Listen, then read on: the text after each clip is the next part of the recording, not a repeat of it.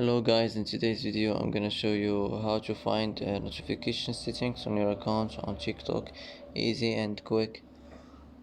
First, click on your profile icon, click on these three lines here.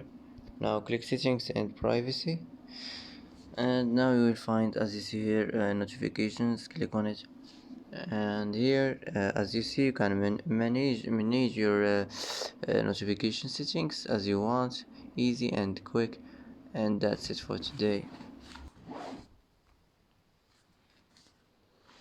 And that's it for today's video. If you like this video, don't forget to like and don't forget to subscribe, and I hope this video is helpful for you.